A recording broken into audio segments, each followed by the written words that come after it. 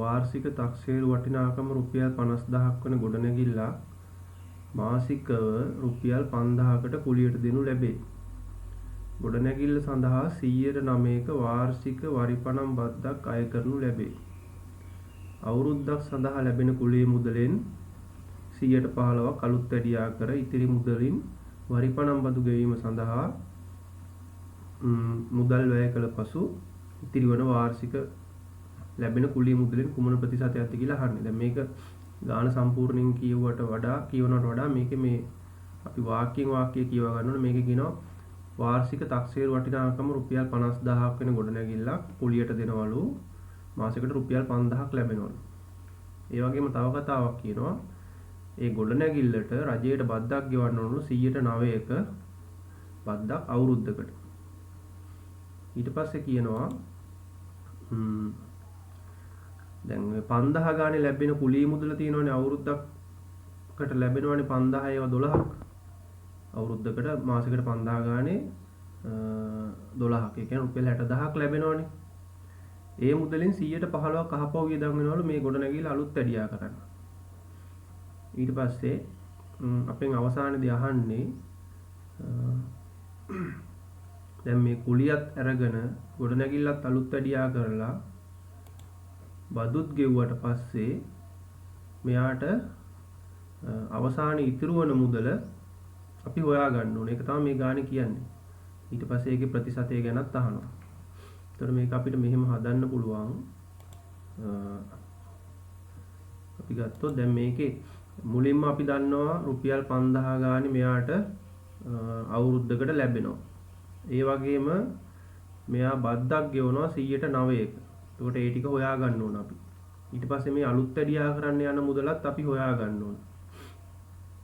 එහෙනම් අපි මුලින්ම හොයමු මෙයා ගෙවන්න ඕන බදු මුදල අවුරුද්දකට. එතකොට අපි මේක ලියමු මෙහෙම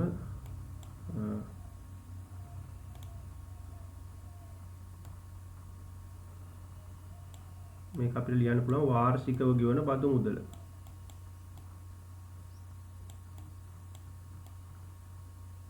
නැත්නම් වාර්ෂික බදු මුදල කියලා අපිට ලියන්න පුළුවන්. මුලින්ම අපි හොයා ගන්නවා මෙයා අවුරුද්දකට ගෙවන බදු මුදල.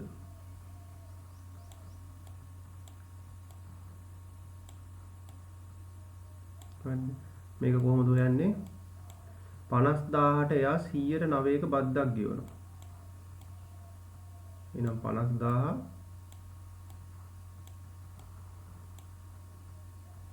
ගුණ කිරීම 109.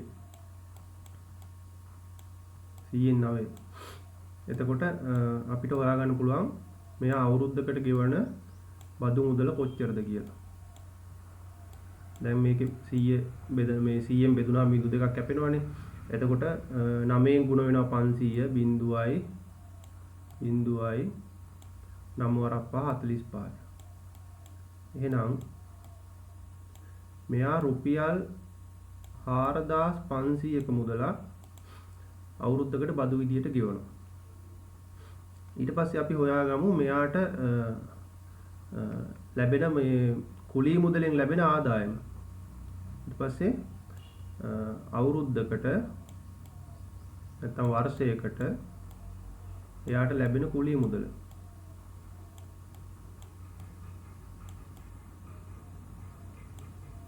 අවුරුද්දකට ලැබෙන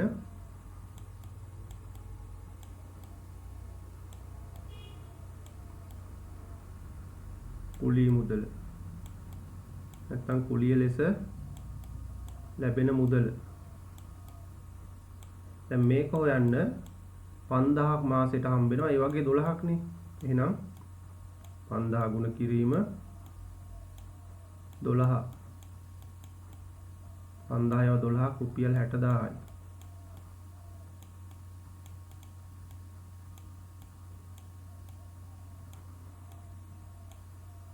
ඔන්න එයාට අවුරුද්දකට ලැබෙන කුලිය මුදල. දැන් කියනවා මේ අවුරුද්දක් සඳහා ලැබෙන කුලිය මුදලෙන් 15%ක් වැය කර ඉතිරි මුදලින්ලු වරිපණම් බදු ගෙවන්න. හරිද? එතකොට දැන් මෙයා වරිපණම් බදු ගෙවන්නේ මේ අවුරුද්දකට ලැබෙන කුලිය මුදලෙන්නේ.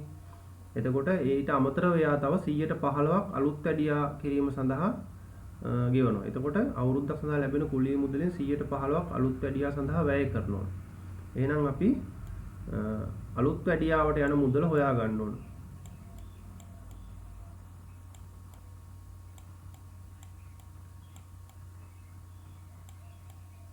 අලුත් වැඩියා සඳහා වැය වෙන මුදල.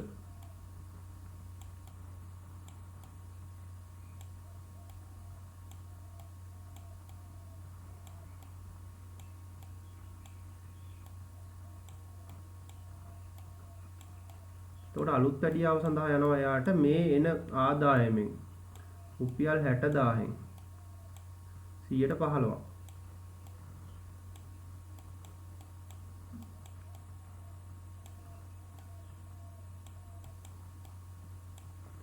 එතකොට මේක අපිට බෙදුවාම වෙනවා 15 සරක් 0.600 ගුණ කරාම 15න් 15 සරක් 6 90යි නේද? එහෙනම් රුපියල් 9000ක් එනවා. පැහැදිලිද? එතකොට මෙයාට වියදම් ටික බලන්න යන වියදම් බදු ගෙවන්න රුපියල් 4500යි අලුත් වැඩියා කරන රුපියල් 9000යි. එයා ඒ වියදම් සේරම කරන්නේ මේ හම්බෙන කුලිය මුදලින්. එහෙනම් දැන් අපෙන් ගාණේ අහන්නේ මොකද්ද? ගාණේ කියනවනේ දැන් මේ ඔක්කොම වියදම් කරාට පස්සේ ඉතිරි වෙන මුදල හොයා ගන්න ඕන. එහෙනම් මේ දෙක වියදම් කරාට පස්සේ ඉතිරි වෙන මුදල මම කෙටියෙන් ලියන්නම් ඉතිරි වෙන මුදල කියලා. ඔයාලා වගන්තිය ලියන්න ඕන. බදු මුදල සහ අලුත් වැඩියා සඳහා මුදල් වැය කරපසු ඉතිරි වෙන මුදල කියලා. එතකොට මම මේක ලියනවා එහෙනම් ඉතිරි මුදල අපිට හොයන්න පුළුවන්.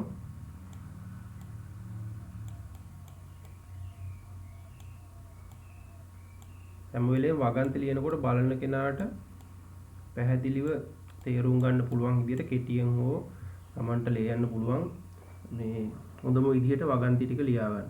එතකොට දැන් මේකේ අපි දන්නවා ඉතිරි මුදල කියන්නේ 60000න් මේ 9000යි 4500යි අඩු කරන්න ඕන. 9000න් මේ 60000න් අපි මේ දෙකේ එකතුව අඩු කරන්න ඕන. මේ දෙක එකතු කරාම කීයද? අපිට එනවා 13500ක් කියලා නේද? 9000 සහ 4500 එකතු කරාම කීයද? 13500යි. එහෙනම් මෙන්න මේ ටික අඩු කරාම අපිට එනවා මෙයාට අවසානයේදී ඉතුරු වෙන මුදල. 5යි 9 මෙතන 9නේ තියෙන්නේ. ඒතර 9න් 3ක් 6යි. මෙතන තියෙන්නේ එතකොට 5 5න් එකක් 4යි. එතකොට මෙන්න මේ වගේ මුදලක් රුපියල් 46500ක මුදලක් තමයි මෙයාට ඉතුරු වෙන්නේ. පැහැදිලිද?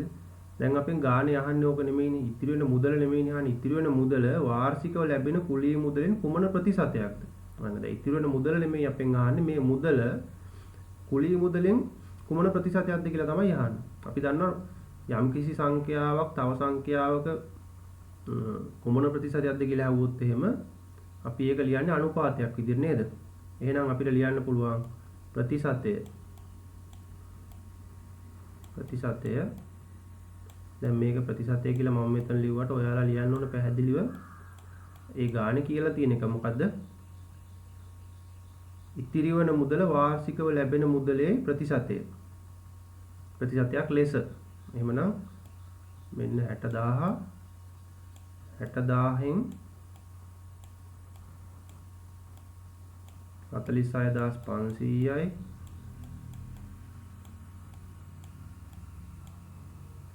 නම්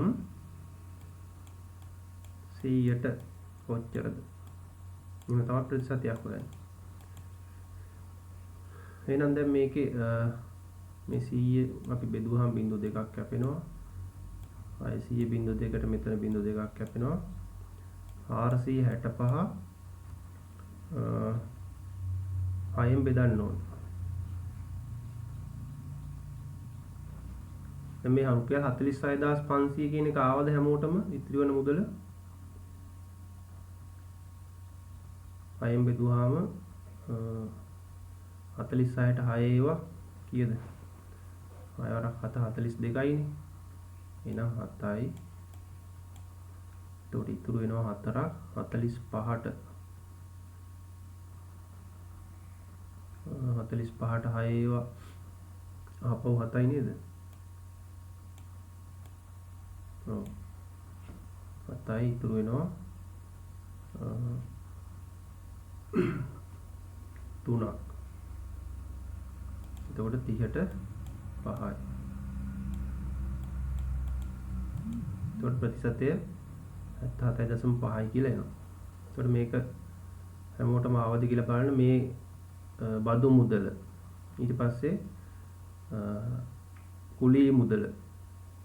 ඊට පස්සේ ඔයාලට මේ අලුත් වැඩියාව සඳහා මේ ගියාට පස්සේ ඉතිරි වෙන මුදල 46500. ඒ උත්තර ටික ඇවිල්ලා අවසානයේදී අර සාමාන්‍යයෙන් විභාගෙදී ලැබෙන්නේ මෙහෙම වගුවක් නෙමෙයි. අතරම x සහ y අගයන් විතරක් තියෙන වගුවක් තමයි ඔයාලට ලැබෙන්නේ. එතකොට මේ වගුව තුල ඔයාලට දකින්න පුළුවන් වෙන්නේ මෙහෙම. විභාගෙදී හම්බෙන වගුවේ මෙතන x තියෙනවා y තියෙනවා මේ වගේ අගයන් ටික x වල අගයන් දීලා අවසානයේ එක y අගයක් වගේ හොයන්න තමයි විභාගෙදී සාමාන්‍ය පෙළ විභාගෙදී ලැබෙන්නේ. දැන් මේ ගානේ අර අපි දන්නවා මුලදීම අපි මේ වගුව පුරවන්නේ මෙන්න මේ විදිහට සමීකරණය මේ විදිහට කොටස් වලට කඩාගෙන එහෙමනේ. එතකොට දැන් මේකෙදි මේ කියන්නේ x වලගේ එක වෙනකොට තමයි y හොයන්න ඕන. ඔයාලට දීලා තියෙන සමීකරණය තමයි y සමානයි 2x වර්ගය ඍණ 5.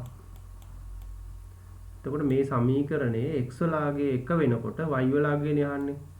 එතකොට අපිට ඒක හොයන්න පුළුවන් මෙතන සමීකරණයේ x තියෙන තැනට 1 දාලා. එහෙනම් x වර්ගය නිසා 1 වර්ගය ඍණ 5යි. 2 වැඩි කිරීම 1 වර්ගය කියන්නේ දෙවරක් එකම තමයි. එතකොට 2යි. 2 ඍණ 5යි කියන්නේ උත්තරේ එනවා ඍණ 3යි කියලා. එහෙම තමයි අපි සාමාන්‍යයෙන් විභාගෙදී x වලගේ දීලා තියෙන ලාවට y හොයන්නේ. එතකොට මෙතෙන්ට එන්න ඕන ඍණ 5යි කියලා. ඍණ 3යි කියලා. හරි. එතකොට මේක මේ විදිහට හදාගෙන යද්දී ඇත්තටම ඔයාලට පේනවා මේ සමීකරණයේ දෙපැත්ත සමාන වෙන්න නම් මෙතෙන්ට කොහොමවත් ඍණ 3 එන්න ඕන. මේ සමමිතිය භාවිතා කරලත් මේක ගන්න පුළුවන්. මේ බලන්න. මෙතන 13 මේ පැත්තේ 13. මෙතන 3 මේ පැත්තේ 3. එහෙනම් මෙතන ඍණ 3 මෙතන ඍණ 3. මේ විදිහට තමයි සමමිතියෙන් අපි ඒක ගන්න. මේ දැන් මේ වගුවේ හැටියට නම් x 1යි නම් මේ වගුවේ පුරවන්න තියෙන්නේ අපි මේ ආදේශ කරපු එකම තමයි. x වලට 1 දැම්මහම 1 වර්ගය 1යි. x වර්ගය 1 වර්ගය 2කින් වැඩි කරාම උත්තරේ 2යි. හරිද? 2කින් 5ක් අඩු කරාම උත්තරේ ඍණ 3යි. ඒ නිසා මෙතෙන්ට එනවා. දැන් මෙතන 2කින් 5ක් අඩු කරනවා කියලා අපි පෙන්නන්න ඕන මෙතන. ඍණ 5 කියන්නේ මෙතෙන්ට ඍණ 5 එන්න ඕන. මෙතන 2යි. ඊට පස්සේ අපි 5ක් අඩු කරනවා. උත්තරේ ඍණ 3යි. මේ කරපු පියවරවල ටික තමයි තියෙන්නේ. 1 වර්ගය 1යි. ඒක 2කින් වැඩි කරනවා 2යි. 2කින් 5ක් අඩු කරනවා ඍණ 3යි. එතකොට මේකේ අවසාන පිළිතුර එන්න ඕන ඍණ 3. ඒතර වගුවේ හිස්තැන් පුරවනවා කියන එක හරි. ඍණ 3 තමයි එන්න ඕන. දැන් කියනවා x අක්ෂයේ දිගේ කුඩා බෙදුම් 10න් ඒකක එකක්ද y අක්ෂයේ දිගේ කුඩා බෙදුම් 10කින් ඒකක එකක්ද නිරූපණය වෙනසේ පරිමාණයක් ගැන ඉහත ප්‍රස්ථාරය අඳින්න කියලා කියනවා. මේ කියන්නේ දැන් ඔයාලගේ ප්‍රස්ථාර කොලේ දැන් මෙතන මම මේ අපි හිතමුකෝ මෙන්න මෙහෙම තියෙනවනේ පොඩි කොටු වලට බෙදලා. මෙහෙම කොටු 5ක් ගියාට පස්සේ ඔයාලගේ තද පාට ඉරක් ඇති. 2 3 4යි 5ක් මෙහෙම අපිට මෙන්න මෙතන කියලා. මෙහෙම. ඊට පස්සේ ආයේ මෙහෙම බෙදුම් 5ක් ගියාට පස්සේ 1 2 3 4 5 1 2 3 4 5යි. එතකොට මෙන්න මේ වගේ තැනකදී අහපව තද පාට එකක් තියෙනවා. එතකොට මෙහෙම මම ඒකයි මේ ප්‍රස්ථාර පොළවලම අඳින්න කියන්නේ ගොඩක් අය නිකන් පොළවල ඇඳලා ඊට පස්සේ විභාගෙට ගියාම මේක බෙදා ගන්න බැරි වෙනවා. ඊට පස්සේ මෙහෙම 5ක් ගියාම ආපහු උහම තද පාට ඉරක් තියෙනවා. එතකොට මේ වගේ පහ සාමාන්‍යයෙන් කොටු පහ ඒවා තමයි ඔයාලට ලැබෙන ප්‍රස්ථාර කොටේ තියෙන්නේ. එතකොට කියන්නේ මේ කුඩා බෙදුම් 10කින් ඒකක එකක් කියන්නේ මෙතන කුඩා බෙදුම් 10ක් කියන්නේ මේ වගේ කොටස් දෙකක් මේ. මෙතන තියෙනවා කුඩා බෙදුම් 10ක්. එතකොට මෙතන එක නම් මෙතන දෙක. ඊළඟට 3 එන්න ඕනේ එහෙනම් මෙන්න මෙතෙන්ට නේද? මේ වගේ එහෙම 3. එතකොට කුඩා බෙදුම් 10කින් ඒකක එකක් කියන්නේ මෙහෙම. පැහැදිලිද තියෙන්නේ? එතකොට මේකේ මගේ ප්‍රස්ථාර කොලේ නම් ඒක වෙනස්. ඔයාලා ඒක අඳින්න ඕනේ මේ විදිහට. එතකොට මේකේ දැන් ඔයාලට පේනවා x සහ y වල අගයන් ටික ඔයාලට ලියා ගන්න පුළුවන් වෙනම ලියා ගන්න. ප්‍රස්ථාරය අඳින තැන උඩින් ලියා ගන්න. එතකොට ලේසි. ඊට පස්සේ අපි ප්‍රස්ථාරය අඳිමු. දැන් මේකේ බලන්න ප්‍රස්ථාරය අඳින්න කලින් y අක්ෂයේ තියෙනවා ධන 13ට එනකම් වැඩි මාගය, ඒ වගේම අඩු මාගය ඍණ 5. පැහැදිලිද? y අක්ෂයේ ධන 13ට එනකම් වැඩි මාගය තියෙනවා, අඩු මාගය ඍණ 5. x අක්ෂයේ වැඩි මාගය කියන්නේ x වල වැඩි මාගය තියෙන්නේ මේ පැත්තට ධන 3, මේ පැත්තට ඍණ 3. එහෙනම් අපි y අක්ෂ ඍණ 3 කියලා ලියනවා. ඊට පස්සේ y අක්ෂය ගත්තාම y අක්ෂය අපිට දැන් මට දෙකෙන් දෙකට ලියන්න අමාරුයි මේකේ මදි නිසා. ඔයාලගේ කොලේ මම මෙහෙම ලියනවා. මෙතන 1 2 3 4 5 13ට නිකන් ලියන්න එපා.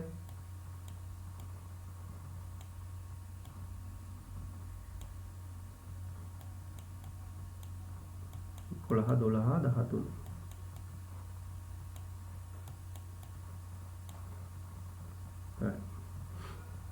ඊට මේ පැත්තට ලියනවා.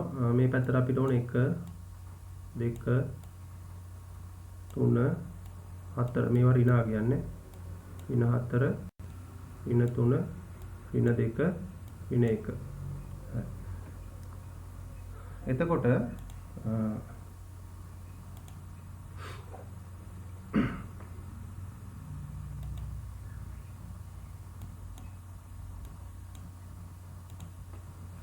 දැන් මේකේ අපිට අපි ලක්ෂ්‍ය ටික හොයාගමු බලන්න.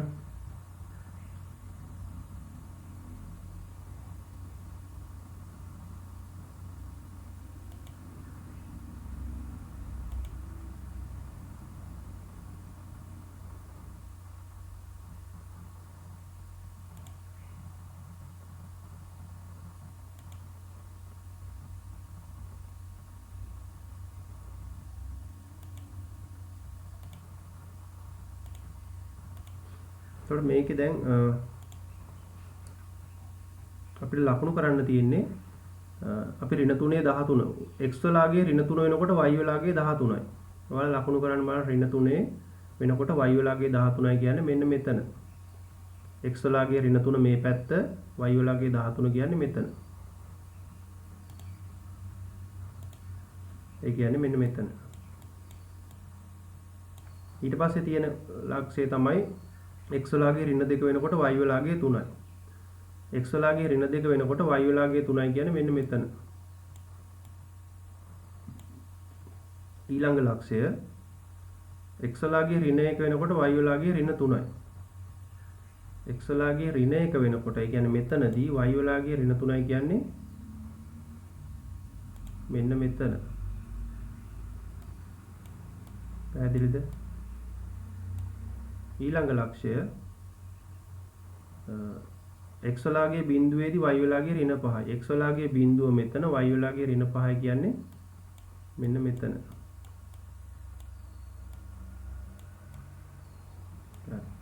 ඊට පස්සේ x වලාගේ 1ේදී y වලාගේ ඍණ 3යි.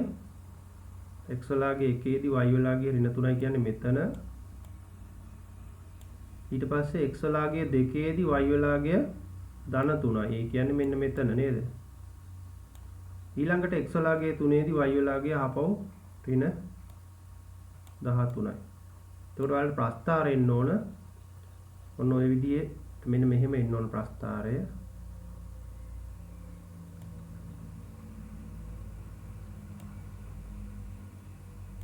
මට මේක හරියට යා කරගන්න අමාරුයි ස්ක්‍රීන් එකේ පේන්නේ නැති නිසා. ඔයාලට මේක ලස්සනට අඳින්න පුළුවන්. මේ රේඛාව එක දිගට නොකැඩී තියෙන්න ඕන. ඇද වෙන්න බෑ. අඩි රූල් තියලා අඳින්නත් බෑ. විභාගෙදී අඩි රූල් තියලා අඳින්නොත් එහෙම ලකුණු හම්බෙන්නේ නැහැ. පැහැදිලිද? වක්‍රයක් විදියට තියෙන්න ඕන. වක්‍රයක් විදියට කියන්නේ මේ විදියට තියෙන්න ඕන මෙහෙම. මෙහෙම තනින් තැනට ඔහොම සමහර අය ඔහොම අඳිනවා අර අඩි රූලක් තියලා නැත්තම් ලක්ෂ ඔහොම යා කරනවා සමහර අය. ඒව වැරදි. ඒක වක්‍රයක් විදියට අපි කියන්නේ සුමට වක්‍රයක් කියලානේ. මෙහෙම ලස්සනට තියෙන්න ඕන. හරි. මේ අවසානයේ ඉවර වෙන තැන මෙහෙම උල් කරලා තියෙන්න බෑ. සමහර අය එහෙමත් අඳිනවා.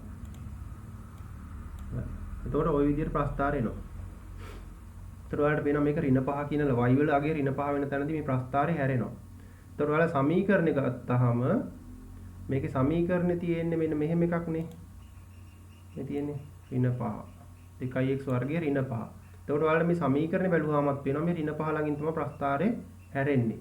මේක තමයි y අක්ෂය මේ කියන්නේ හැරෙමු ලක්ෂය මේ ඍණ 5 කියන එක ඔයාලට පැහැදිලි වෙන්න ඕනේ. කියන්නේ y වල අවමාගය. දැන් මේ ප්‍රස්ථාරය හැටියට අවමාගය. අපි දන්නවා ප්‍රස්ථාරය මේ පැත්තට ඇඳුත් අපි ඒකට අවමයක් කියලා කියනවා. ප්‍රස්ථාරය මේ පැත්තට ඇඳුත් ඒකේ ලැබෙන්නේ උපරිමාගයක්. මේ පැත්තට ආවම අවමාගයක්. හරි. ඊට පස්සේ මේක මේ ප්‍රශ්න වගේක් අහනවා. ශ්‍රිතයේ අවමාගය සොයන්න, වර්තන ලක්ෂයේ ඛණ්ඩාංක සොයන්න, සම්මිතික අක්ෂයේ සමීකරණය ලියන්න. ඊට පස්සේ කියනවා ශ්‍රිතය ඍණව වැඩි වන x අගය ප්‍රාන්තරය ලියන්න. හරි. දැන් මේ ශ්‍රිතයේ අවමාගය කීයද? මම මෙතන ලියනවා. ශ්‍රිතයේ අවමාගය කියන්නේ y වල අවමාගය. නේද? නැත්තම් ශීර්ෂයේ y ලක්ෂයේ ඛණ්ඩාංක. ශ්‍රිතයේ අවමාගය කීයද? ඍණ 5යි. ඍණ 5 ළඟදී තමයි හැරෙන්නේ. ඊළඟට අහන්නේ වර්තන ලක්ෂයේ ඛණ්ඩාංක. අපි මේ වර්තන ලක්ෂයේ ඛණ්ඩාංක කියනවා මේකට හැරවුම් ලක්ෂය කියනවා, ශීර්ෂය කියනවා. කියන එක විදිහට අපි කියනවා. ඊළඟට අහන්නේ වර්තන ලක්ෂයේ ඛණ්ඩාංක. දෙවෙනි එක වර්තන ලක්ෂයේ ඛණ්ඩාංක. ඒ කියන්නේ මේ හැරවුම් ලක්ෂය නැත්තම් ශීර්ෂයේ ඛණ්ඩාංක. එතකොට මේකේ ඛණ්ඩාංක වෙන්නේ x වල බිඳුව y වල ඍණ 5. මේ මෙතන y වලගේ ඍණ 5 x වලගේ බිඳුව. ඊට පස්සේ තුන්වෙනි කොටසෙන් අහනවා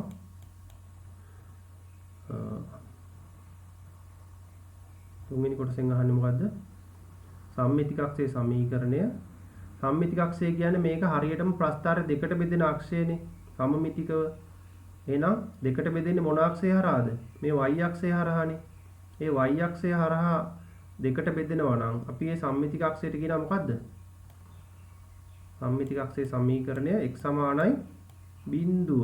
x වලගේ බිඳුව හරහා රේඛාවක් ඇඳුත් තමයි මේ ප්‍රස්ථාරය හරියටම දෙකට බෙදෙන්නේ. මේ ප්‍රස්ථාරය හරියටම දෙකට බෙදෙනවා x වලගේ බිඳුව හරහා ඇඳාම. මේකට තව විදියකින් කිව්වොත් මේ y අක්ෂයෙන් තමයි මේක දෙකට බෙදෙන්නේ. මේ y අක්ෂයට නමක් කියනවා x සමානයි බිඳුව රේඛාව කියලා. ඊළඟට අපෙන් අහනවා මෙන්න මේ ප්‍රශ්නය. මේ ගොඩක් අයට මෙන්න මේවා ලියා ගන්න බෑ. ශ්‍රිතයේ අගය ඍණව වැඩි වන විට x අගය ප්‍රාන්තරය ලියන්න. ශ්‍රිතයේ අගය ඍණව වැඩි වන. මොන හොඳට අහගන්න. දැන් අපි ප්‍රස්ථාරයක් ඇඳහම මෙන්න මෙහෙම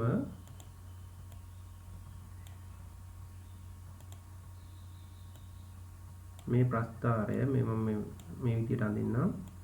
මෙහෙම ප්‍රස්ථාරයක් තිබ්බොත් මේක y අක්ෂය, මේක x අක්ෂය.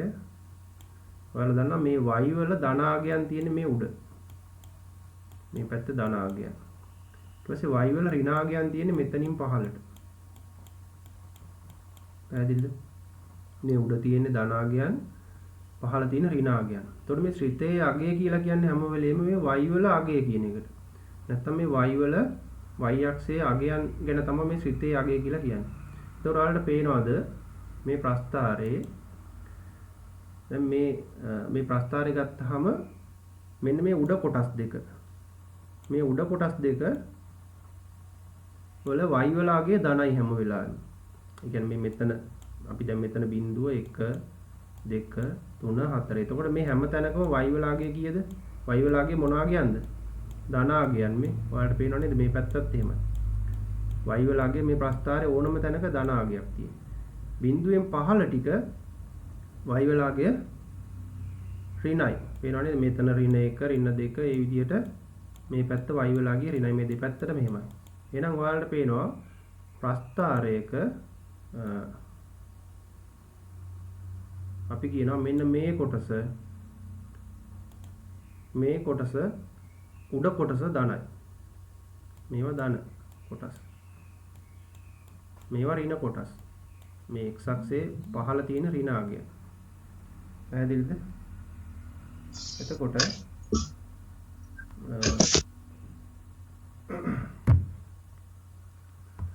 දැන් මේක කියන්නේ අපිට ඍණව වැඩි වෙන අගයේ ප්‍රාන්තරය හොයන්න කියලා. ඍණව වැඩි වෙන. අපි කියනවා මෙන්න මේ කොටසට උඩ කොටස මේ පහළට. ඔයාලට පේනවා මේ පැත්තට ඊතලයක් ඇඳාම ප්‍රස්ථාරයේ අගය මේ 13 ඉඳන් බිඳුවට එනකන් අඩු වෙන කොටස තමයි මෙන්න මෙතෙන්ට එනකම්ම තියෙන්නේ. මේ උඩ ඉඳන් පහළට මොකද වෙන්නේ? ධන අගයන් අඩු වීගෙන එනවා මේ. පේනවනේ 13 12 ඔහොම පහළට එනවා මේ පැත්තට. මේ පැත්තට මොකද වෙන්නේ? ධන අගයන් බිඳුවේ ඉඳන් වැඩි වීගෙන යනවා. මේ බිඳුව 1 2 3 ඒ විදිහට මෙතන ඉඳන් උඩට අපි ඊතලයක් ඇන්දොත් එහෙනම් මේ පැත්තට වෙන්නේ ධන අගයන් උඩට වැඩි වෙනවා. පැහැදිලිද? ඊට පස්සේ මෙන්න මෙතන ඉඳන් මේ කොටස ගත්තොත් මම ගන්නේ මෙන්න මේ ටික. මේ ටික ගන්න බලන්න. මේ ටිකේ මොකද වෙන්නේ? ප්‍රස්ථාරයේ මෙතන ඉඳන් මෙතෙන්ට යද්දි මේ බිඳුවේ ඉඳන් ඍණ අගයන් මොකද වෙන්නේ? මේකට අපි කියන ඍණ සංඛ්‍යා මේ පැත්තට යනකොට කියන්නේ අඩු වෙනවා වගේ අඩු වෙනවනේ. එහෙනම් මේ පැත්තට ඍණ අගයන් අඩු වීගෙන යනවා. ඍණව අඩු වෙනවා අපි කියලා කියනවා මේ පැත්තට. මේ පැත්තට ඍණ අගයන් වල වටිනාකම වැඩි වීගෙන යනවා නේද? ඍණව වැඩි වෙනවා. මේ පැත්ත ධනව වැඩි වෙනවා. මේ පැත්ත ධනව අඩු වෙනවා. පැහැදිලි නේද? මෙහෙම ධනව අඩු වෙනවා. ඊට පස්සේ ඍණව අඩු වෙනවා. ඊට පස්සේ අහපව ඍණව වැඩි වෙනවා උඩට ධන පැත්තට යනවා. අහපව ධනව වැඩි වෙනවා. ඒතකොට ප්‍රස්ථාරය ওই කොටස් අතර ওই විදිහට තමයි තියෙන්නේ. දැන් මේ පැත්තට ප්‍රස්ථාරයක් ඇන්දොත් මේකේ මොකද්ද වෙන්නේ? මෙතන ඉඳන් මෙතෙන්ට ඍණව වැඩි වෙනවා. ධනව වැඩි වෙනවා. අහපව ධනව අඩු වෙනවා. සහ ඍණව අඩු වෙනවා. එතකොට මේ විදිහට තමයි අනිත් පැත්තට ප්‍රස්ථාරය යන්දාම තියෙන්නේ. එතකොට පැහැදිලිව ඔයාලා මේක ලියා ගන්න. දැන් අපෙන් අහන්නේ ඍණව වැඩි වෙන අගයේ ප්‍රාන්තරය. ඔය කියන්නේ ප්‍රස්ථාරයේ මෙන්න මේ කොටස. නේද? මෙන්න මේ කොටස මම මේ කුඩ අපව වඳිනවා. මෙන්න මේ කොටස ගැන තමයි ඔය අහන්නේ. ඍණව වැඩි වෙන කොටස මේ කොටස. එතකොට මේකේ x වල අගයේ ප්‍රාන්තරයනේ අහන්නේ. කොයි අගයන් අතරේදීද මේක වැඩි වෙන්නේ? මෙතන ඉඳන් මෙතෙන්ට යන කොටස. ඒ කියන්නේ මෙතන ඉඳන් මෙන්න මේ කොටසදී තමයි ප්‍රස්ථාරයේ අගය ඍණව වැඩි වෙන්නේ. මෙතන x වල අගය 0යි. මෙතන x වල අගය මෙතන 1.5 1.6ක් වගේ ඇති වුණා. ඔයාලා ප්‍රස්ථාරයේ මේ x අක්ෂයේ කැපෙන තැන මෙතන ඔයාලා හරියටම ඔයාලා ප්‍රස්ථාරය යනදාම 1.5ක් 6ක් වගේ ඇති. මෙතන 1.5යි මෙතන 1.6යි. එහෙනම් මෙතන ඉඳන් මෙන්න මෙතෙන්ට යන කොටසේදී ප්‍රස්ථාරයේ මේ විදියට ඍණව වැඩි වෙනවා. එහෙනම් ඔයාලට ලියන්න පුළුවන් බිඳුවත් 1.6ත් අතර. එහෙම නැත්නම් මේක සංකේත වල ලියනවා නම් x විශාලයි බිඳුව කුඩයි 1.6 කියලා. නැත්නම් බිඳුවත් 1.6ත් අතර. පැහැදිලි ඇති. එතකොට මේකේ ගැටලු මොකුත් නැහැනේ. මෙන්න මේ විදිහට අපිට උත්තර ටික ලියන්න පුළුවන් හතරවෙනි කොටසට.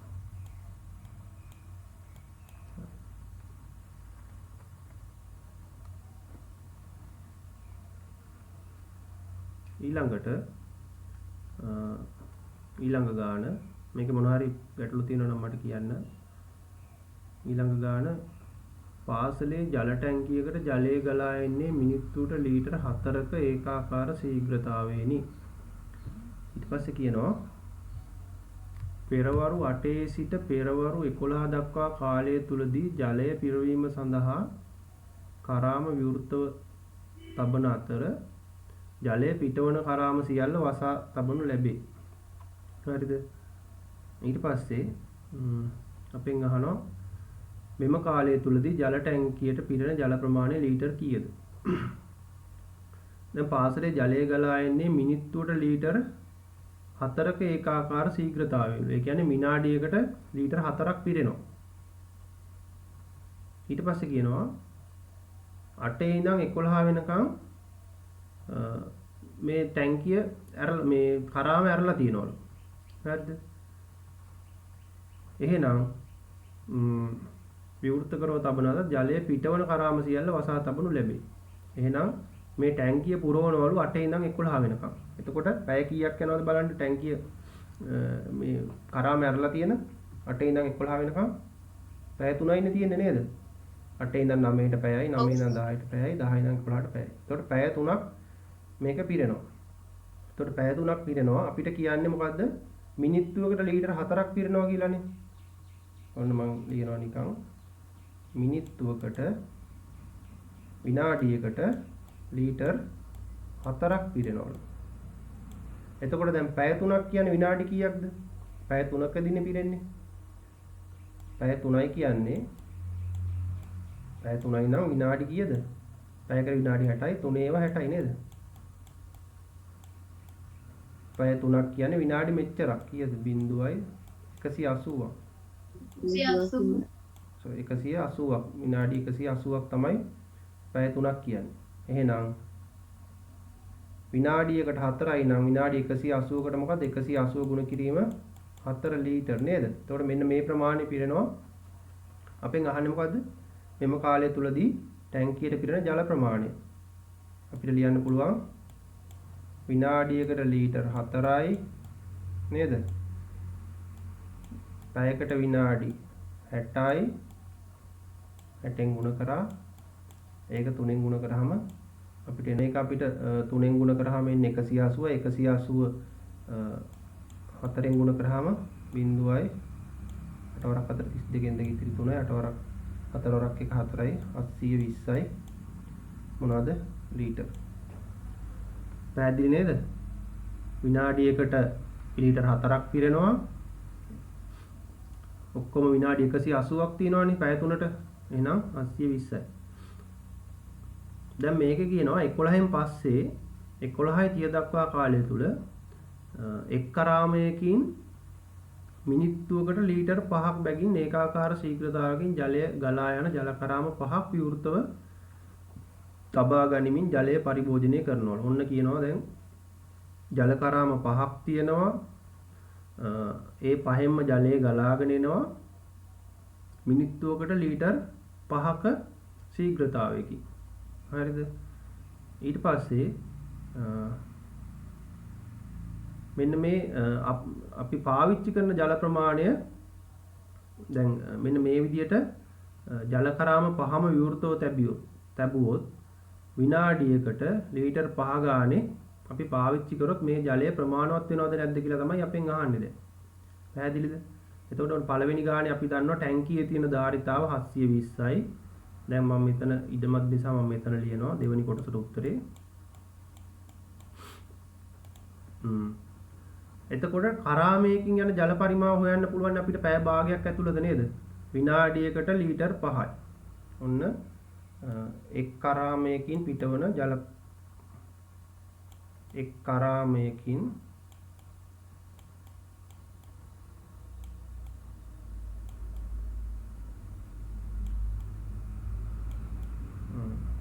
පිටවන ජල පරිමාව.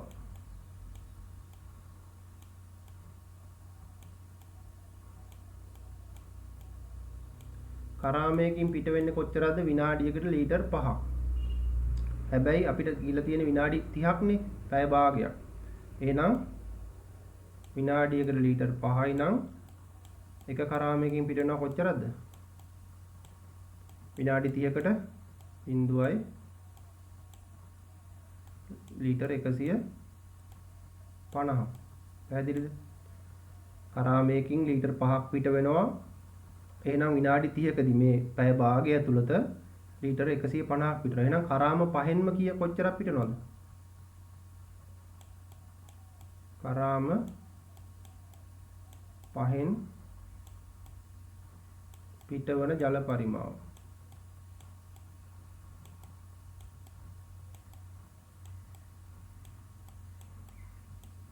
එකසිය 50 ගුණ කිරීම 5යි. ඊට එතකොට 0.0 5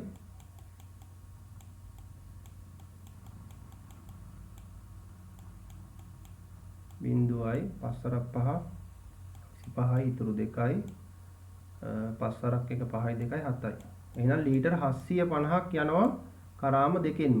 කරාම දෙකෙන්ම නෙවෙයි කරාම පහෙන්ම. දැන් අපෙන් අහන්නේ මේ ජල පරිමාව ප්‍රමාණවත්ද නැද්ද කියලා අහන්නේ මේ ටැංකියේ තියෙන. ටැංකියට පිරලා තියෙන 720යි පැය භාගයක් මේ කරාම පහ මැරලා තිබුණොත් 750ක් යනවා. එහෙනම් මේක ප්‍රමාණවත් වෙන්නේ නැහැ. එහෙනම් අපිට ලියන්න තියෙන්නේ ප්‍රමාණවත් නොවේ.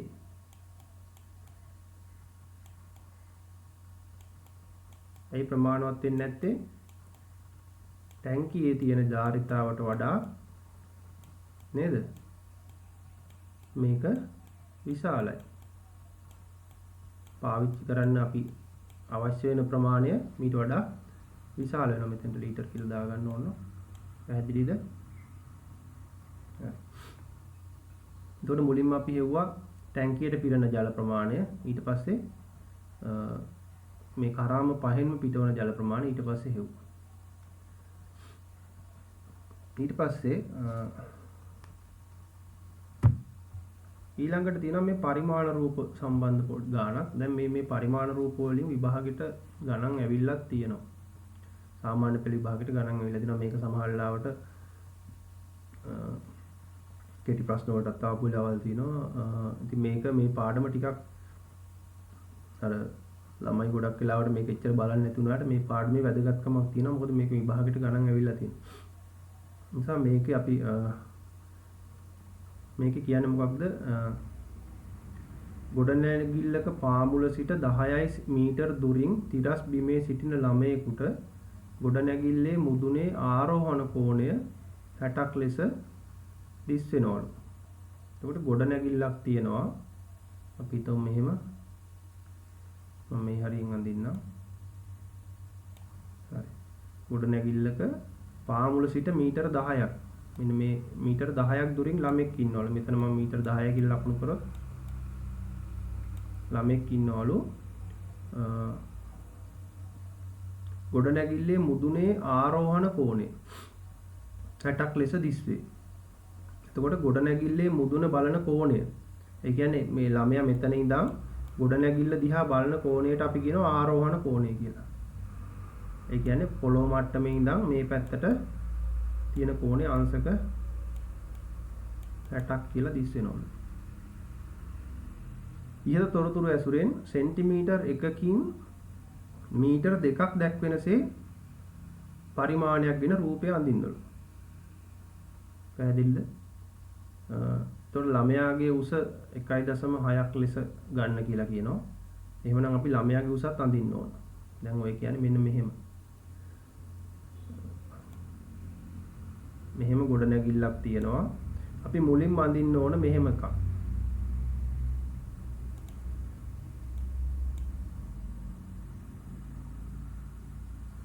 ළමයාගේ උස මීටර් 1.6යි නම් මීටර් 1කින් සෙන්ටිමීටර් 2ක් දැක්වෙනවා නම් මේ මීටර් 2කින් සෙන්ටිමීටර් 1ක් දැක්වෙනවා. එතකොට ඔයා අපි අඳින්න ඕන මේ මීටර් 10 කියන දුරට සෙන්ටිමීටර් කීයක් තියනවද? මීටර් 2ක් දැක්වෙනවා සෙන්ටිමීටර් 1කින්. එහෙනම් මීටර් 10 කියන්නේ සෙන්ටිමීටර් 5යි. සෙන්ටිමීටර් 5ක රේඛාවක් ඇඳ ගන්න ඕන. මේ සෙන්ටිමීටර් 5න් කියන්නේ මොකක්ද? මේක දැන් පාඩම කරලා නැත්නම් ඔයාලා එච්චර උට ගන්න බෑ. මම මේ දල වශයෙන් කියන්නේ මේ පාඩම ගොඩක් වෙලාට කරලා නැතුව ඇති ගොඩක් අයට. ඒ නිසා මේක දැන් මීටර් 5කින් සෙන්ටිමීටර් 10ක් දැක්වෙනවා. එතකොට ඔන්න අපි පළවෙනි එක ඇඳගත්තා. එතකොට මේ ළමයා ඉන්නේ මෙතන. ළමයාගේ උස කියනවා මීටර් 1.6යි කියලා. එතකොට 1.6යි කියන්නේ 1.6 දෙකට බෙදුවොත් කීයද එන්නේ? 0.3 සෙන්ටිමීටර්. ළමයාගේ උස සෙන්ටිමීටර වලින් දක්වනවා නම් මෙන්න මේ විදිහට එනවා 0.3යි කියලා. ඊට පස්සේ මෙන්න මෙතන ඉඳන් තමයි එයා අංශක 60ක කෝණයකින් උඩ බලන්නේ. එයාගේ ඇහැ තියෙන්නේ දැන් මේ 1.3ක් උඩින්නේ. මෙතනින් අපි කෝණමානෙන් අංශක 60ක් මැනලා මෙහෙම රේඛාවක් ඇඳ ගන්නවා. පැහැදිලිද? කෝණමානෙන් අංශක 60ක් මැනලා රේඛාවක් ඇඳ ගන්නවා. මේක හරියට මේ මිනුම් වලට අඳින්න ඕන. මුලින්ම සෙන්ටිමීටර් 5ක රේඛාවක් ඇඳගත්තා. ඇයි සෙන්ටිමීටර් 5ක ඇඳගත්තේ? මීටර 10 සෙන්ටිමීටර වලට හැරෙවුවාම ඒ කියන්නේ අපි දීලා තියෙන පරිමාණයට ගත්තාම මීටර 2කින් සෙන්ටිමීටර 1ක් දැක්වෙනවනේ. එහෙනම් මීටර 10ක් කියන්නේ සෙන්ටිමීටර 5යි. එහෙනම් සෙන්ටිමීටර 5ක රේඛාවක් ඇඳගත්තා. ළමයාගේ උස සෙන්ටිමීටර වලින් ලකුණු කරගත්තා 0.3යි. ඊට පස්සේ මෙතන අපිට මෙන්න මේ ලක්ෂයයි මේ අංශක 60 යාවෙන තැනයි අපිට කෙලින් මෙහෙම යා කරගන්න පුළුවන්. මෙතන 50 සහ මෙතන කෝණය. එතකොට මේ මෙතන කෝණය අංශක 90ක් වෙනවා. මෙතන අංශක 90, මෙතන අංශක 90. ඊට පස්සේ අපෙන් අහන්නේ ඉහත තොරතුරු ඇසුරෙන් රූපය අඳින්න කියනවා. එමගින් ගොඩනැගිල්ලේ උස සොයන්න කියනවා. එතකොට ඔයාලට ගොඩනැගිල්ල උස කියලා කියන්නේ ඔයාලා මේ දිග අඩි රෝලෙන් මැන්නට පස්සේ එන දිගට තමයි ගොඩනැගිල්ලේ උස කියලා කියන්නේ. එතකොට පරිමාණයට රූපය ඇඳොත් මේක බලමු දැන් මගේ රූපේ පරිමාණයට නෑනේ. ඒ නිසා මේකට එන්න ඕන මෙන්න මෙහෙම රූපය ඇඳාම ඔයාලට පේනවා මෙතන දිග සෙන්ටිමීටර් 5යි. අයි මේ සෙන්ටිමීටර් 5ක් ගත්තේ මීටර 10ක් දුරින් ඉන්නේ. අපිට කියනවා මීටර් 2ක් සෙන්ටිමීටරයක් කියලා ගන්න කියලා. එතකොට සෙන්ටිමීටර් 5යි. ඊට මෙතන කෝණේ අංශක 60යි. එයා උඩ බලන කෝණේ අංශක 60යි කියන්නේ. ඊට පස්සේ මේ ළමයාගේ උස 1.6යිනේ සෙන්ටිමීටර්. මීටර් 1.6යි. එතකොට මීටර් 2කින් සෙන්ටිමීටරයක්නේ දැක්වෙන්නේ. ඒ නිසා 1.6 දෙකෙන් බෙදුවාම මෙතන එන්න ඕන 0.3 නෙවෙයි 0.8යි. 1.2 දෙකෙන් බෙදුවාම 0.8යි. එතකොට ළමයාගේ උස 0.8යි සෙන්ටිමීටර්. මීටර් නම් 1.6යි. ඒක අපි ගන්නේ ඒ කියන්නේ අපිට කියනවානේ මීටර 2ක් කියන්නේ සෙන්ටිමීටර් 1ක් කියලා. ඒ නිසා මේක දෙකෙන් බෙදනවා. එතකොට මේ විදිහට පරිමාණ එනවා. එතකොට මේ උස ඔයාලට එන්න ඕන ඔයාලගේ රූපේ හරියට ඇඳු 9.7යි සෙන්ටිමීටර්. සෙන්ටිමීටර් 9.7ක රේඛාවක් තමයි මේ දුර එන්න ඕන. පොතේ ඔයාලා නිවැරදි පරිමාණයට ඇඳාම. එතකොට මේ උස 9.7යි සෙන්ටිමීටර් කියන්නේ ගොඩනැගිල්ල උස වෙන්නේ කීයද? 9.7යි සෙන්ටිමීටර් නම් මේක දෙකෙන් වැඩි කරොත් කීයද? 9.7 දෙකෙන් වැඩි කරනවා. අයි සෙන්ටිමීටර් එකකින් මීටර 2ක් දැක්වෙනවනේ. මේක දෙකෙන් වැඩි කරොත් 14යි. 4ත් එක 14 ඉතුරු 1යි. ඉවරන්න මේ 18 එකයි 19 නේද? එහෙනම් මීටර් 19.4ක් වෙනවා. ඔයාලගේ මේ මයික් ඔෆ් කරගන්න. එතකොට මෙන්න මේ උත්තරේ එන්න ඕන. දැන් මේක පාඩම කරලා නැත්නම් මේ ගහපුව පාඩම කරගෙන යනකොට ඔයාලට පැහැදිලි වෙයි. සාමාන්‍ය පරිමාණ රූපයක් අඳින කෙටියෙන් මම මේ ටික කිව්වේ. එතකොට මෙන්න මේ වගේ රූපයක් එන්න ඕන.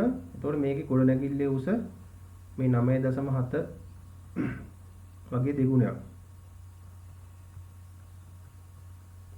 එන්න ඕන. ඊට පස්සේ අපි මෙන්න මේ ගන්නට යමු. මේකේ දල සටහනක් ඔයාලා ඇඳ ගන්න. හැබැයි මේක නිවැරදිව මිනුම් අරගෙන ඇඳාම මේ උස හරියටම ඔයාලට එනවා. මේක කියනවා කාර්යාල දින 30ක් තුල දුරකථන භාවිතය පිළිබඳ තොරතුරු පහත දැක්වේ. කාර්යාලයක දවස් 30ක දුරකථන භාවිතය පිළිබඳ තොරතුරු පහත දැක්වෙනවලු. මේ හැම වෙලේම මේ උඩින් කියන එක හරිම වැදගත්. දින 30ක් තුල ඒ වගේ දැන් මේ කියන්නේ මොකක්ද කියන එක හරි වැදගත්. ඇමතුම් කාලේ මිනිත්තු විනාඩි 20 බිඳුවත් 20ත් අතර ඇමතුම් ගත්ත දින දෙකක් තියෙනවා. පැහැදිලි. එතකොට මේ ප්‍රාන්තරයට අයිති වෙනවා විනාඩි 10ක් ගත්තකෝ. ඒවා 5ක් ගත්ත ඒවා එහෙම අයිති වෙනවා. ඊට පස්සේ විනාඩි 20ත් 40ත් අතර 4යි. ඒ විදිහට අපිට දත්ත ටිකක් දීලා තිනවා. වැඩිම කාලයක් කතා කරලා තියෙන විනාඩි 120ත් 140ත් අතර. ඒ වගේ දවස් දෙකක් තියෙනවා. එතකොට මේ අපිට දීලා තිනවා මෙහෙම වැඩි දින ගණනක් දුරකථනය භාවිතා කළ කාල ප්‍රාන්තරය කුමක්ද? මෙන්න මේකෙන් කියන්නේ මොකක්ද ඇත්තටම? වැඩි දින ගණනක් දුරකථනය භාවිතා කළ කාල ප්‍රාන්තරය කුමක්ද? වැඩිම දින ගණනක් දුරකථනය භාවිතා කරලා තියෙන කාල ප්‍රාන්තරය වැඩිම දින ගණනක් මේ දුරකථනය භාවිතා කරලා තියෙන කාලය අඩංගු වෙන ප්‍රාන්තරය. මෙන්න මේක නේද? වැඩිම දින ගණනක්. ඔකට අපි කියනවා මේ මාතේ අඩංගු පන්ති ප්‍රාන්තර නැත්තම් අපි කියනවා සංඛ්‍යාතයේ වැඩිම අගය. අපි ඒකට මාතේ කියලා කියනවා නේද? ඒක අඩංගු පන්ති ප්‍රාන්තරය. ඕකට අපි වෙන නමක් කියනවා මාත පන්තිය කියලා කියනවා. මාත පන්තිය. ඒක මහත පන්තිය කියලා මතක තියාගත්තත් කමන්නේ. ඒ කියන්නේ ගොඩක් වැඩිම අගයක් තියෙන නිසා මාත පන්තිය. හරි. එතකොට මේකේ මෙතනින් කියන්නේ මොකක්ද?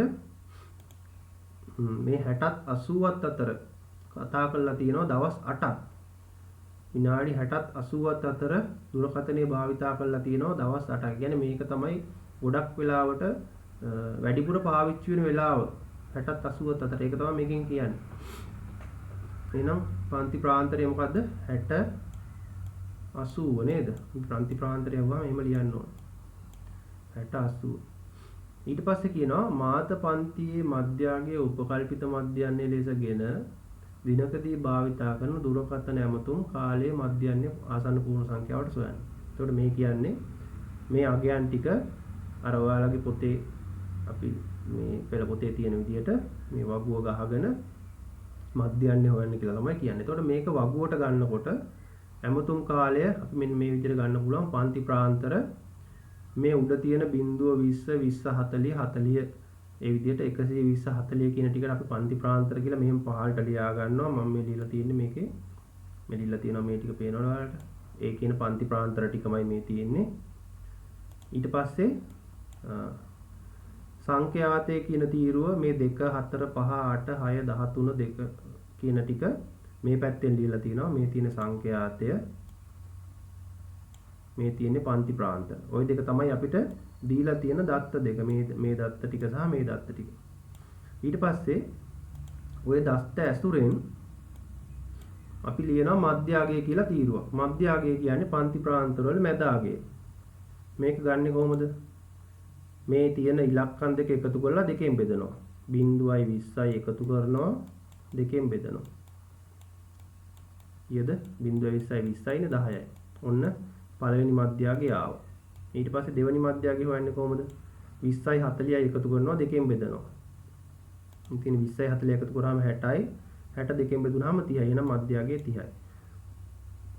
එතකොට මේ විදිහට 20න් 20 යන නිසා මේක එක දිගට අපිට ලියන්න පුළුවන් 10 30 50 70 90 110 130 කියලා මධ්‍යගයන් ටික මේ විදිහට එනවා. එතකොට අපගමනය කියන්නේ අපිට ගාණ කියනවනේ මෙන්න මෙතන තැනක් මාත පන්තියේ මධ්‍යගයේ උපකල්පිත මධ්‍යයන්ය ලෙස භාවිතා කරනවා. මාත පන්තිය කියන්නේ මම කිව්වා දැන් 60 80 කියන පන්ති ප්‍රාන්තරය. ඒකේ මධ්‍යගය 60 80 කියන පන්ති ප්‍රාන්තරයේ මධ්‍යගය 70නේ. ඒක උපකල්පිත මධ්‍යයන්ය ලෙස භාවිතා කරලා අපගමනය හොයන්න ඕනේ. ඒක උපකල්පිත මධ්‍යයන්ය කරනවා කියන්නේ මෙතෙන්ට බිඳුව එනවා. පැහැදිලිද? මේක උපකල්පිත මධ්‍යයන්ය නම් මෙතෙන්ට බිඳුව. ඊට පස්සේ බිඳුවේ ඉඳන් උඩට වෙනස බලනවා පහළට වෙනස බලනවා. උඩට 50න් 70ක් අඩු කරාම ඍණ 20යි 30න් 70ක් අඩු කරාම ඍණ 40යි 10න් 70ක් අඩු කරාම ඍණ 60යි. එතකොට උඩට එනවා ඍණ අගයන් පහළ 70ට වඩා වැඩි අගයන් තියෙන නිසා පහළට ධන අගයන් එනවා. පහළ තියෙන්නේ ධන 20 ධන 40 ධන 60. මේ 20 ඇවිල්ලා තියෙන්නේ 90න් 70ක් අඩු කරලා. 40 ඇවිල්ලා තියෙන්නේ 110න් 70ක් අඩු කරලා. 60 ඇවිල්ලා තියෙන්නේ 130න් 70ක් අඩු කරලා. පැහැදිලිද? එතකොට මෙතෙන්ට බිඳුව දා ගන්නවා. උඩට එනවා ඍණාගයන් පහළට එනවා ධනාගයන්. ඊට පස්සේ අපි කරන්නේ මේ සංඛ්‍යාතයේ තීරුව සහ මධ්‍යගයේ තීරුව ගුණ කරනවා.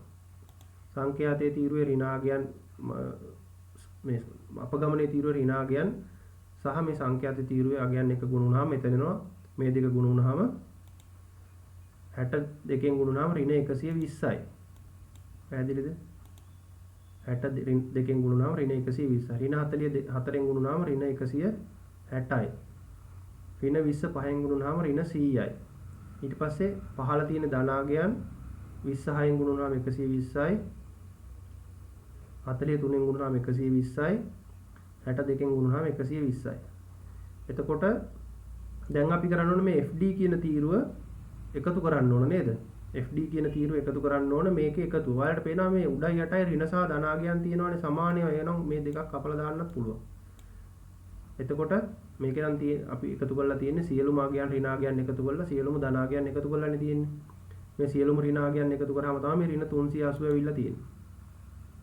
සියලුම ධනාගයන් ටික එකතු කරාම ධන 360යි කියලා ඇවිල්ලා තියෙනවා. මම මේ උඩ තියෙන ඍණ 120 සහ යට තියෙන ඍණ 120 අයින් කරාම ඔයාලට පේනවා මෙතන 120 120යි 240යි. මෙතන එන්නේ ඍණ 260යි. එතකොට දැන් මේ දෙක එකතු කරාම එනවා ඍණාගය වැඩි ධනාගය අඩු ඍණ 20යි කියලා. කොහොම එකතු කරත් අවසානයේදී මේ සිග්මා FD තීරුවේ එකතු වෙන්න ඕන ඍණ 20යි. පැහැදිලිද? FD තීරුවේ එකතු වෙන්නේ ඍණ 20යි. එතකොට අපි මධ්‍යන්නේ කියලා කියන්නේ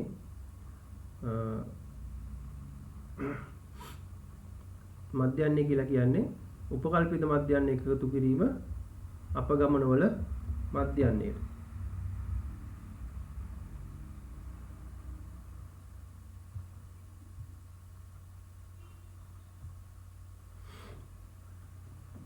මධ්‍යන්නේ කියලා කියන්නේ උපකල්පිත මධ්‍යන්නේ එකතු කිරීම අපගමනවල මධ්‍යන්නේ.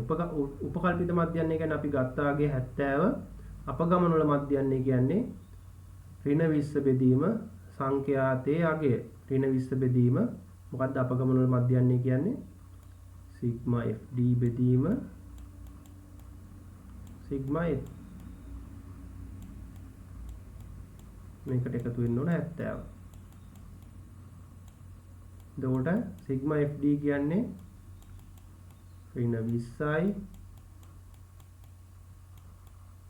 සිග්මා F කියන්නේ සංඛ්‍යාතයේ තීරුවේ එකතුව මේක 30යි. 20 30න් බෙදුවාම ඍණ 2 බෙදීම 3යි. ඍණ 2 3න් බෙදුවාම අපිට එනවා 0.66යි කියලා. මෙතන මේ අගයේ තියෙන 0.66. 70න් 0.66ක් අඩු වෙන්න ඕන මේක ඍණාගයක් නිසා. එතකොට එනවා 69.3 කියලා. එතකොට මේකේ අපේ ගානේ කියනවනේ මෙහෙම ආසන්න පූර්ණ සංඛ්‍යාවට හොයන්න. මේ ආසන්න පූර්ණ සංඛ්‍යාවට හොයන්න. මධ්‍යන්නේ ආසන්න පූර්ණ සංඛ්‍යාවට හෙව්වහම අපිට එනවා 69.34. ආසන්න පූර්ණ සංඛ්‍යාවට 69 කියලා එනවා. ඊළඟට මිනිත්තුවක ඇමතුම් කාලය සඳහා රුපියල් 2.10ක් අය කරයි නම් මෙම කාර්යාලයේ මාසික දුරකථන වියදම රුපියල් 4000ට වඩා වැඩි බව පෙන්වන්නේ කියලා. දැන් අපි මේ හෙව්වේ මධ්‍යන්නේ මිනිත්තු ගාන කියන්නේ අපි හෙව්වේ මේ මාසයකදී මෙයාලා භාවිතා කරන මේ විනාඩි ගානේ මධ්‍යන්නේනේ. එතකොට දවසකට විනාඩි දැන් මේකේ තියෙන්නේ විනාඩි 20යි. ඒ වගේ ලොකු ගණන් තියෙනවනේ. එතකොට දවසකට මෙයාලා සාමාන්‍යයෙන් 69ක් විනාඩි භාවිතා කරනවා. එතකොට දවසකට විනාඩි 69යි නම් මාසයකට ඒක 69 30න් ගුණ කරන්න ඕනේ. මේ තියෙන්නේ මාසයකට භාවිතා වන මිනිත්තු ගාන. අපි හෙව්වේ දිනකට භාවිතා වන මධ්‍යන්න මිනිත්තු ගණන. ඒක 30න් ගුණ කරාම අපිට එනවා මාසයකට භාවිතා කරන මිනිත්තු ගණන. ඊට පස්සේ ඒ විනාඩි ගාන විනාඩියකට අය කරන මුදලෙන් ගුණ කරාම අපිට එනවා මුළු බිල. මුළු බිල එනවා කීයද? 4347ක්. විනාඩි 69යි ඒක 30න් ගුණ කරනවා දවස් ගාන. එතකොට මාසයකට එනවා විනාඩි 69 ගුණ කිරීම 30. ඊට පස්සේ ඒක ඒකක මුදලින් ගුණ කරාම අපිට එනවා 4347ක්. පැහැදිලිද? එතකොට අපිට කියනවා 4000ට වඩා වැඩි බව පෙන්වන්න කියලානේ කියන්නේ. එතකොට 4000ට වඩා මේක වැඩි. පැහැදිලි නේද? මේකේ මොන හරි අපැහැදිලි තැනක් තියෙනවා නම් කියන්න. දැන් මේ පාඩම සමහර අයට කරලා නැත්නම් ඒක තේරුන්නේ නැහැ කියලා එච්චර හිතට ගන්න යන්න එපා. මේ අපි දැන් පාඩම කරගෙන යනකොට මේක අහපුව තේරෙනවා. ඒ නිසා දැනට මේක අපැහැදිලි තැන් බලලා ලියා ගන්න. සමහර අයට මේ පාඩම් කියලා නැති වෙන්න පුළුවන්. මේ වගේ කියන්නේ මේ ගානක් අනිවාර්යයෙන්ම විභාගෙට එනවා. සාමාන්‍ය පෙළ විභාගෙට ඔයාලට හැම අවුරුද්දෙම තියෙනවා. ওই විදිහම ගානක් එනවා. ඒ නිසා මේ ගාන විභාගෙට එනවා කියලා හිතාගත්තත් කමක් නැහැ. මොකද විභාගෙට මේ විදිහටම ගාන එනවා. ඒ නිසා මේක අනිවාර්යයෙන්ම හදා ගන්න පුළුවන් ගාන. ඔයාලා සූදානම් වෙලා යන්න. ප්‍රස්තාර මේ සංඛ්‍යානය මේවා අනිවාර්යයෙන්ම විභාගෙට ওই විදිහටම එනවා. ඒ නිසා කිසිම වෙනසක් වෙන්නේ නැතුව මේ ඉලක්කම් ටික විතරක් පොඩ්ඩක් වෙනස් වෙනවා. ඒ අරින්න මේ ගාන අනිවාර්යයෙන්ම මේ විදිහට විභාගෙට එන නිසා අනිවාර්යයෙන් මේ වගේ ගණන් ගොඩක් හදලා යන්න.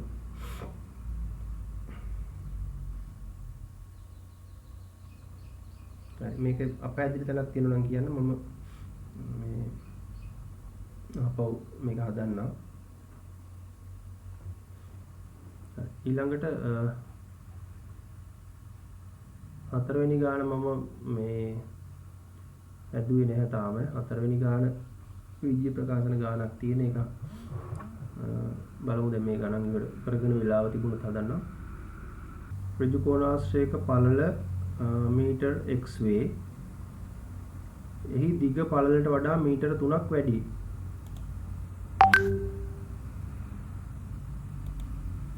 එහි දිග පළලට වඩා මීටර 3ක් වැඩි. ඍජු කෝණාශ්‍රයේ වර්ගඵලය වර්ග මීටර 40ක් වේ. x ඇසුරින් වර්ග සමීකරණයක් ගොඩනගා ඒ විසඳීමේ ඍජු කෝණාශ්‍රයේ දිග සොයන්න. දැන් මේක ගාන කියුවට අපි රූපයක් අඳින්න නැතුව අපිට මේක හිතා ගන්න බෑ මොකද්ද කියන්නේ කියලා. ඒ නිසා අපි මේක රූපයක් ඇඳ ගන්න වෙනවා. එතකොට ඍජු කෝණාශ්‍රයක් ගැන කියන්නේ ඍජු කෝණාශ්‍රයේ අපිට කියනවා දිග. ඍජු කෝණාශ්‍රයේ පළල x ලු. ඍජු කෝණාශ්‍රයේ පළල x කියලා දීලා තියෙනවා. පැහැදිලිද? ඍජු කෝණාශ්‍රයේ පළල x ඊට පස්සේ දිග පළලට වඩා මීටර 3ක් වැඩිලු. එහෙනම් දිග කියන්නේ පළලට වඩා 3ක් වැඩි. මීටර අපි මීටර කියන එක අමතක කරමුකෝ. එතකොට දිග පළලට වඩා 3ක් වැඩි. කියන්නේ පළලේ අගයට වඩා 3ක් එකතු වෙන්න ඕන දිගට. ඊට පස්සේ මේකේ වර්ගඵලය දීලා තියෙනවා වර්ග මීටර 40යි කියලා.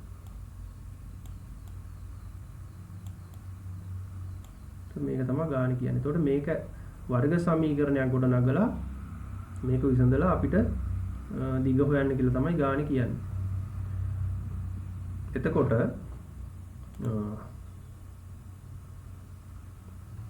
හරි. අපි මේක වර්ග සමීකරණය අපි ගොඩ නගන්නේ කොහොමද? අපි දන්නා වර්ගඵලය දීලා තියෙනවා නම් අපි වර්ගඵලය මේ දිග සහ පළල ඇසුරෙන් ලියන්න ඕන. එහෙනම් දිග කියන එක අපි ලියාගත්තා x ධන 3යි. පළල අපි දන්නවා පළල x. එහෙනම් අපිට වර්ගඵලය ලියන්න පුළුවන්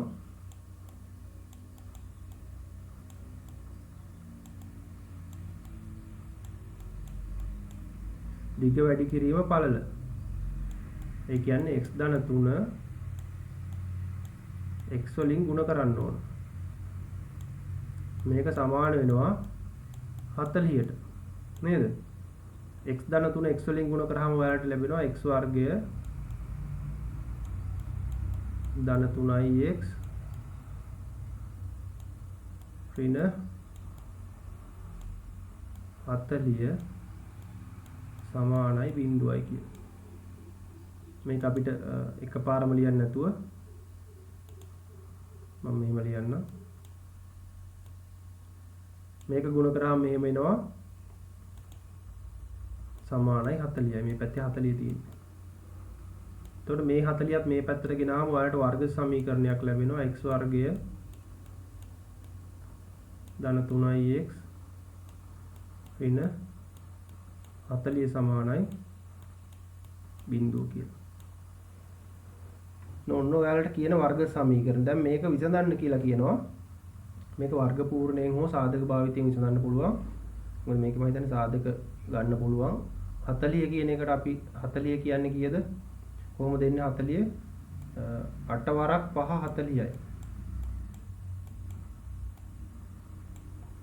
එතකොට අපි මේකේ 5 ඍණ කියලා හිතුවොත් 8 ධන කියලා හිතුවොත් අපිට ලැබෙනවා ඍණ 40. එතකොට මේ දෙක එකතු කරාම ධන 3ක් ලැබෙනවා. එහෙනම් අපිට මේක ලියන්න පුළුවන් x වර්ගය 8x මෙතන ලියුවොත් ඍණ 5x මැද පදේ අපි ලියා ගන්නවා මේ 40 ගුණිතයට 40 සාධක වලින් ඍණ 40 සමානයි බිඳුව. එතකොට මේ පළවෙනි පද දෙකෙන් x එකක් පිටට ගත්තොත් x ධන 8යි අවසාන පද දෙකෙන් ඍණ 5ක් පිටට ගත්තොත් ආපහු අපිට x ධන 8 කියන සාධකය ලැබෙනවා සමානයි බිඳුවයි. එහෙනම් එක සාධකයක් x ධන 8 අනිත් සාධකය x ඍණ 5 ඉතුරු එක සමානයි බිඳුවයි. එහෙනම් මේ දෙකේ ගුණිතය බිඳුවට සමානයි නම් x ධන 8 සමානයි බිඳුව වෙන්න ඕන එක්කෝ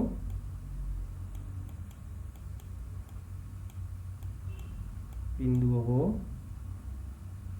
එහෙම නැත්නම් x ඍණ 5 සමානයි බිඳුව. මෙතනින් එනවා x සමානයි ඍණ 8 ඕ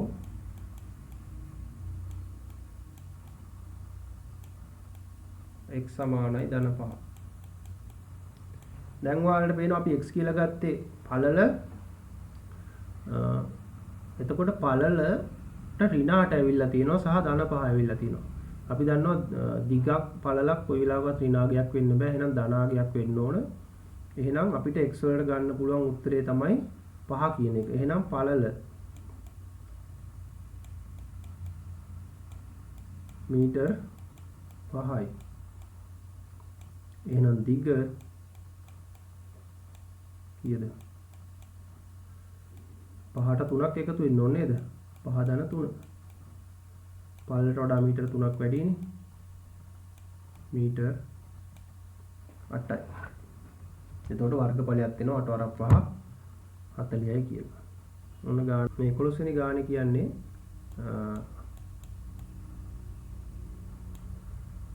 ABCD සමාන්තර ආශ්‍රයේ AC හා BD විකර්ණ Oහිදී ඡේදනය වේ. ABCD සමාන්තර ආශ්‍රයක් තියනවලු.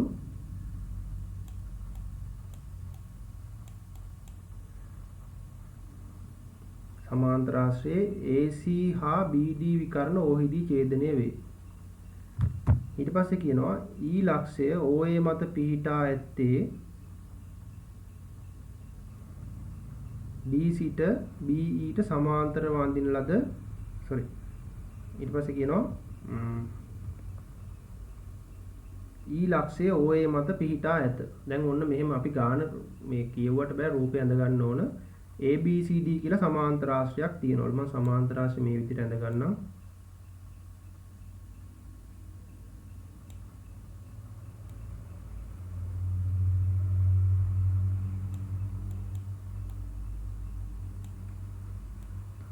A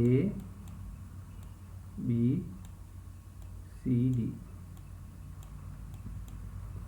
ABCD සමාන්තර ආශ්‍රයේ AC හා BD විකර්ණ Oහිදී ඡේදනය වේ. මේ AC කියන විකර්ණයයි BD කියන විකර්ණයයි O වලදී ඡේදනය වෙනවා. පැහැදිලිද? ඔන්න කියලා තියෙන විදිහට මේක ඇඳලා.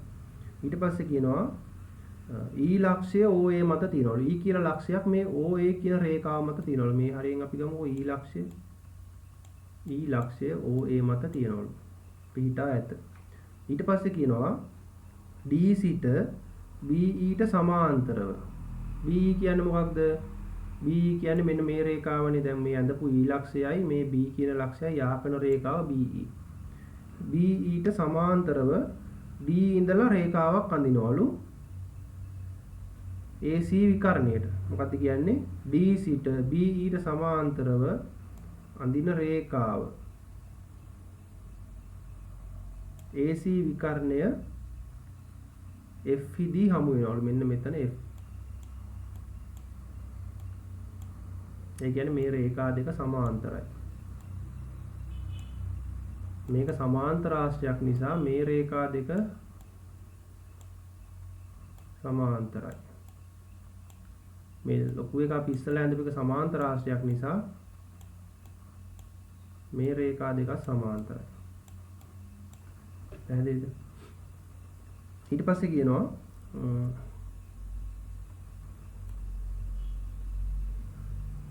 FD හමුවේ ඉහත තොරතුරු දල රූප සටහනක ඇඳ දක්වා DFBE සමාන්තර ආශ්‍රයක් බව පෙන්වන්න. DFBE මෙන්න මේක සමාන්තර ආශ්‍රයක් කියලා පෙන්වන්න. මොකද්ද? D මේ අලුතෙන් ඇඳපු එක. DFBE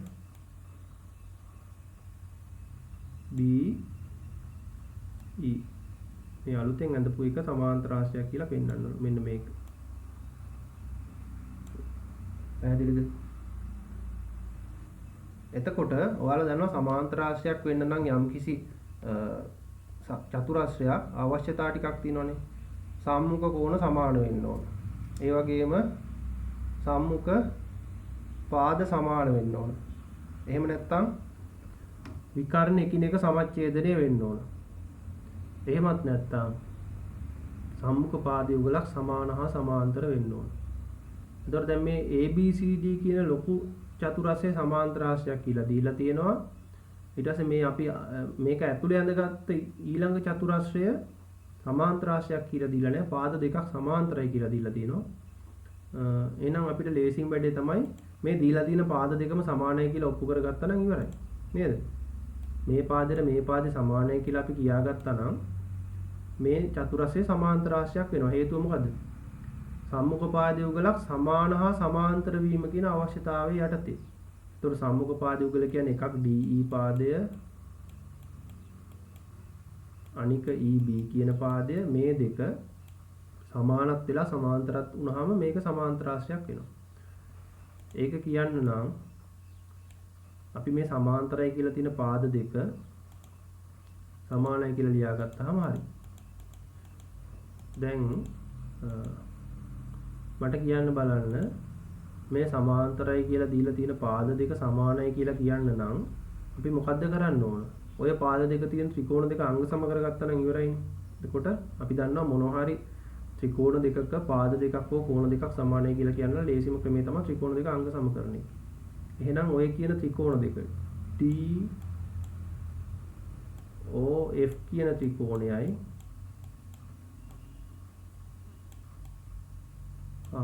අනිත් ත්‍රිකෝණේ EOB කියන ත්‍රිකෝණය අංග සම කරා නම් ඔය පාද දෙක සමාන වෙනවා. සමාන වුණාට පස්සේ ඒ පාද දෙක සමාන්තරස් වෙන නිසා මේක සමාන්තරාශ්‍රයක් කියලා කියන්න පුළුවන්. එතකොට අපි මේ ත්‍රිකෝණ දෙකේ අපිට ලියන්න පුළුවන් මෙහෙම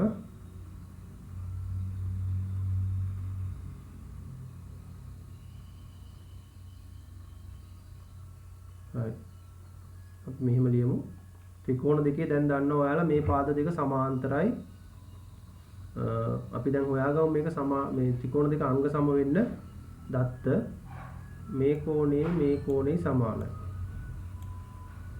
ප්‍රතිමුඛ කෝණ. ඊළඟට මෙන්න මේ පාදේ DO සහ OB කියන පාද දෙක මොකද වෙන්නේ? සමානද නැද්ද? කොහොමද සමාන වෙන්නේ? ඒ පාද දෙක සමානයි. ඇයි? ලොකු චතුරස්‍රයේ සමාන්තරාශ්‍රයක් නිසා සමාන්තරාශ්‍රය විකර්ණ එකිනෙක සමච්ඡේදන නිසා මේ පාදේ සමානයි.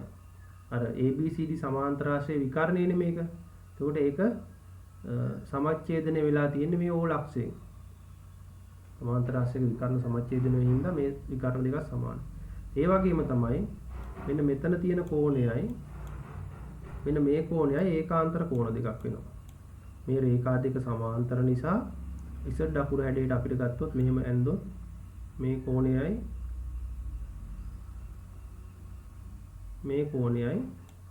ඒකාන්තර කෝණ වෙනවා.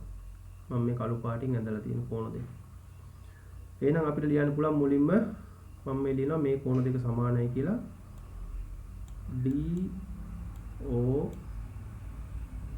DOF කෝණය සමානයි EOB කෝණය. මොකක්ද හේතුව? ප්‍රතිමුඛ කෝණ.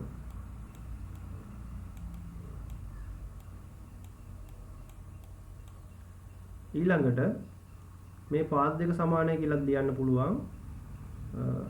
අපි අනිත් කෝණ දෙකක් ලියලා යමු. FDO කෝණය. මෙන්න මේ කෝණය මම මේ ලියන්නේ FDO කෝණය සමානයි අනිත් කෝණය තමයි OBE කෝණය.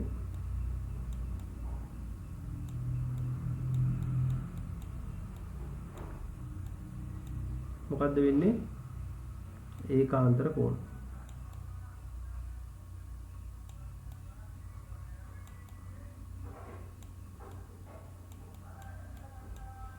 ඊළඟ එක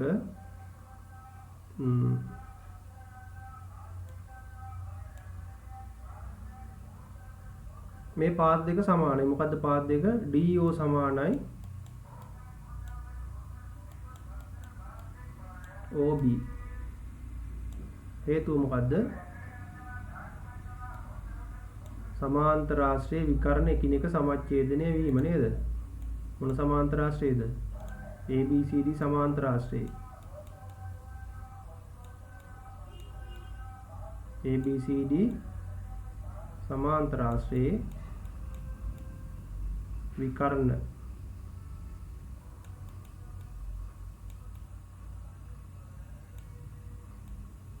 සමච්ඡේදනය වීම.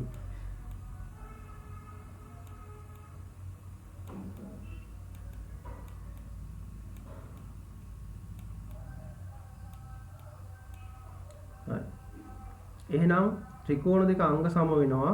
මොන ත්‍රිකෝණ දෙකද? එම නිසා මම මෙතනින් ලියනවා DOF ත්‍රිකෝණයේ අංග සමයි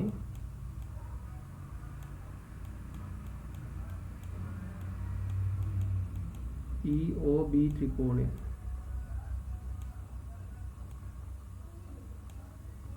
හරිද? හේතුව මොකද්ද? කෝණ දෙකක් සහ පාදයක්. ලියන්න පුළුවන් කෝපා අවස්ථාව කියලා.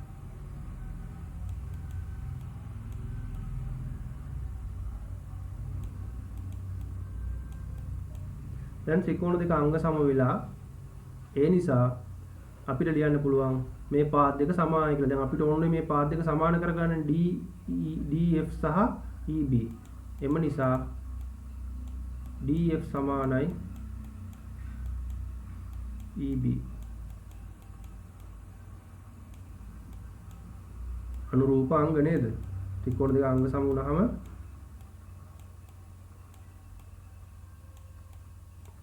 අනුරූපාංග සමාන වෙන හින්දා මේ දෙක සමානයි. එහෙනම් අපිට කියන්න පුළුවන් මේ පාද දෙක සමානයි DF EB සමාන්තරත් වෙනවා. මේක දීලා තියෙනවා.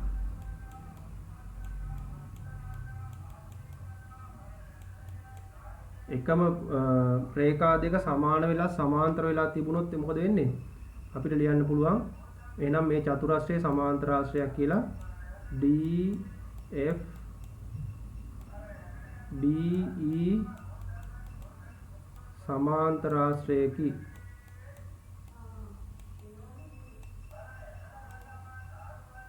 කියලා අපිට මේක කියලා ඉවර කරන්න පුළුවන්.